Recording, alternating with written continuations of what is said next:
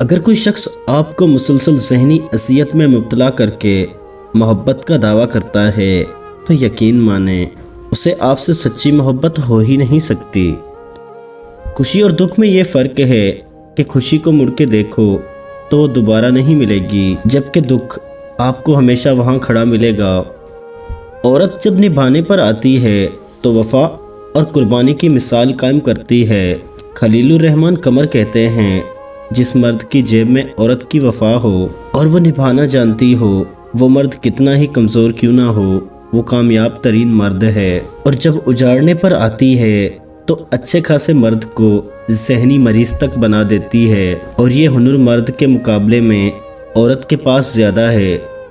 الفاظ کی جنگ لڑنا چھوڑ دی میں نے، اب میں ایک تماشائی کی طرح لوگوں کے بدلتے چہرے دیکھتا ہوں، ان کی حرکات کو دیکھتا ہوں، وہ کیسے دوسروں کے دلوں سے کھیلتے ہیں۔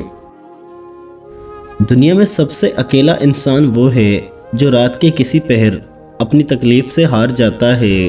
آنسو اس کی ہتھیلیوں پر گرتے ہیں، وہ اپنی سسکیوں کو دبانے کی کوشش کرتا ہے، لیکن اس کی اذیت محسوس کرنے والا کوئی نہیں ہوتا۔ مجھے کچھ ایسے لفظوں کی ضرورت ہے جو مجھ سے میرا حافظہ چھین لیں، کیونکہ میں اب ماضی کی باتوں اور یادوں سے تنگ آ چکا ہوں۔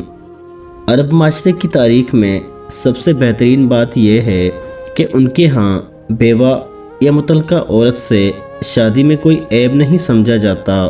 بیٹی کے بیوہ ہوتے ہی والد اس کے نکاح کی کوشش کرتا ہے۔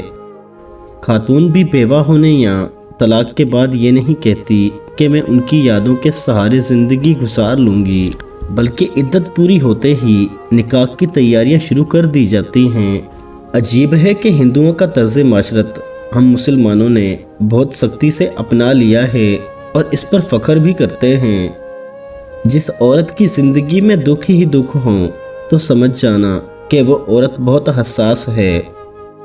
اگر کسی کو تکلیف دے کر بھی اچھے سے سو لیتے ہو تو اپنے ضمیر کا جنازہ پڑھ لو، وہ مر چکا ہے۔ وہ جگہ چھوڑ دو جہاں تمہارے احساس اور الفاظ کی قدر نہ ہو، پھر چاہے وہ کسی کا گھر ہو یا پھر دل۔